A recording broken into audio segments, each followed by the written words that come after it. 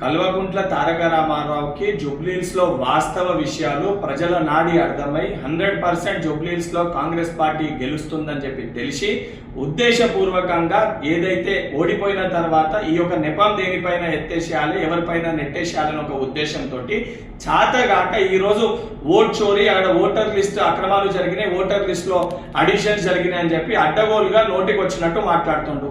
Voter list లో ఎటువంటి అవకతవకలు జరగలేదు, 100% ట్రాన్స్పరెన్సీ తోటి ఉంది, 2023లో ఉన్న లిస్టే ఉందని చెప్పని ఎలక్షన్ కమిషన్ చాలా క్లియర్ కట్ గా చెబుతున్నప్పటికీ కూడా అయినా ఓటర్ లిస్ట్ లో అవకతవకలు జరిగితే ఎలక్షన్ కమిషన్ కి ఆధారాలు తీసుకెళ్లి కంప్లైంట్ ఇస్తే వాళ్ళు దాన్ని రూపొందిస్తారు. ఓటర్ లిస్ట్ లో ఏదైతే తప్పులు చేయని కానీ ఓటర్ లిస్టు రూపొందించేది కూడా కాంగ్రెస్ పార్టీ కాదు, కాంగ్రెస్ ప్రభుత్వం కాదు, మా చేతిలో ఏముండదని తెలిసి కూడా 10 ఏళ్ళు మంత్రిగా పనిచేసిన నువ్వు సోయి లేకుండా ఉద్దేశపూర్వకంగా కాంగ్రెస్ పార్టీ పైన బురద చల్లే ప్రయత్నం చేస్తున్నావు. అండ్ ఉప ఎన్నికల్లో ఈ రోజు మా మంత్రులు పనిచేస్తే ఎందుకు ఇంతకంత పనిచేస్తున్నారని చెప్పి మేము మాట్లాడుతున్నాం.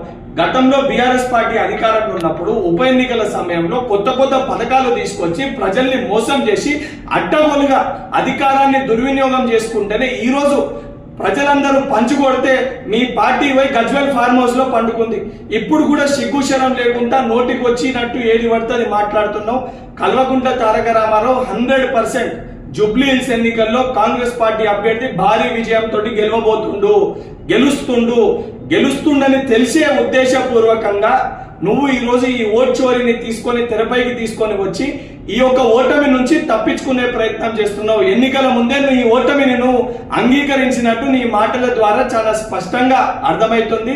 కేటీఆర్ ను ఎన్ని దొంగ మాటలు చెప్పినా, ఎన్ని డ్రామాలు ఆడినా ప్రజలు నిన్ను చెప్పులతోటి కొట్టే రోజులు త్వరలోనే రాబోతున్నాయి అని చెప్పి కేటీఆర్ ని హెచ్చరిస్తున్నా.